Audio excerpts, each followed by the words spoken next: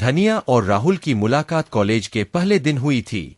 दोनों अलग अलग शहरों से आए थे, लेकिन उनकी आंखों में एक पहचान सी थी। धनिया भोपाल की रहने वाली थी, जबकि राहुल मुंबई से था।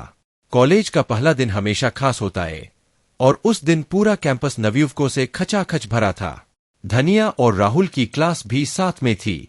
जब वे पहली बार मिले, राहुल की हंसी और धनिया की मासूमियत ने दोनों को एक दूसरे की ओर खींच लिया।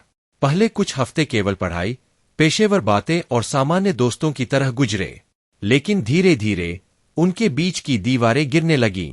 कॉलेज के प्रोजेक्ट्स में काम करते हुए वे दोनों अक्सर लाइब्रेरी में एक दूसरे से मिलते।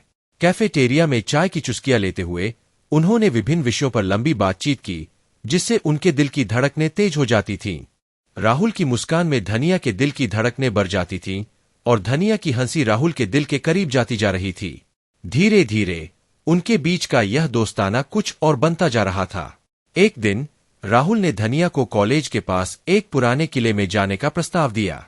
किला शहर से दूर एक पहाड़ी पर बसा था, जहां से पूरे शहर का नजारा अद्भुत दिखता था। राहुल ने धनिया से कहा, आओ हम दोनों वहां जाएंगे, शायद हमें कुछ समय के लिए खुद को जानने का मौका मिलेगा। धनिया ने मुस्कुराते हुए हामी भर दी। अगले दिन वे दोनों किले की ओर निकल पड़े। वहां की ठंडी हवा और खूबसूरत नजारे उन्हें और करीब ले आए। किले की पुरानी दीवारों पर बैठे हुए राहुल ने धनिया से कहा, धनिया, मैंने तुम्हारे साथ जो वक्त बिताया है वो मेरे जीवन का सबसे खूबसूरत वक्त रहा है। क्या तुम मेरे साथ पूरी जिंदगी बिताने के लिए तैयार हो? धनिया की आंखों में आंसू थे, लेकिन वे खुशी के थे। उसने कहा, हाँ राहुल, मैं भी तुमसे बहुत प्यार करती हूं।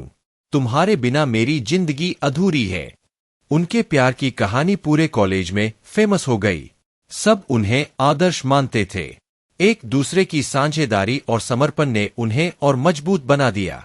कॉलेज खत्म होने के बाद राहुल और धनिया ने साथ में अपना करियर बनाने का फैसला किया। उन्होंने एक छोटी सी कंपनी शुरू की और धीरे धीरे इसे सफल बना दिया। राहुल के पिता मुंबई में एक बड़े बिजनेसमैन थे, जबकि धनिया का परिवार एक छोटे से कस्बे में रहता था। राहुल के माता पिता ने धनिया को स्वीकारने में थोड़ी हिचक दिखाई। उन्होंने माना कि उनकी पारिवारिक स्थिति और धनिया की पारिवारिक स्थिति में बहुत बड़ा अंतर था। पर राहुल अपने माता पिता को समझाने में कामयाब रहा कि प्यार किसी स्थिति या स्थायित्व को नहीं देखता। आखिरकार राहुल के माता पिता ने अपने बेटे की खुशी को देखा और धनिया को खुली बाहें से अपनाया। शादी का दिन तो सजीद जी महाकाव्य की तरह था।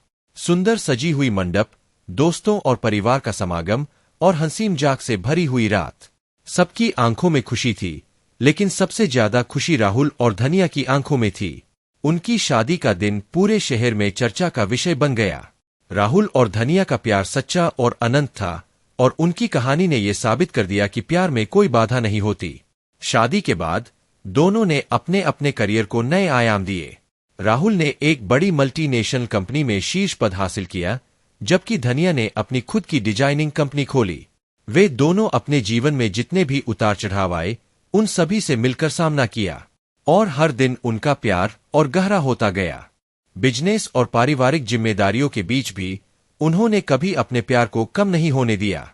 राहुल जब ऑफिस से थके हुए घर आते थे, तो धनिया उनके लिए हमेशा ताजगी भरी चाय लेकर हाजिर रहती, और धनिया की कंपनी में जब कभी भी कोई नई डिजाइन बनती, वह सबसे पहला प्रोडक्ट राहुल को ही भेंट करती। एक बार उन्होंने एक खास जश्न मनाने का फैसला किया।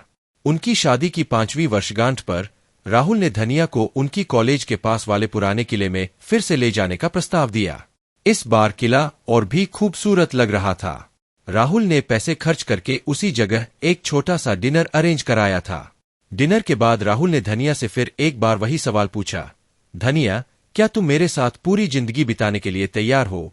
और धनिया ने फिर वही जवाब दिया, हाँ राहुल, मैं भी तुमसे बहुत प्यार करती हूँ।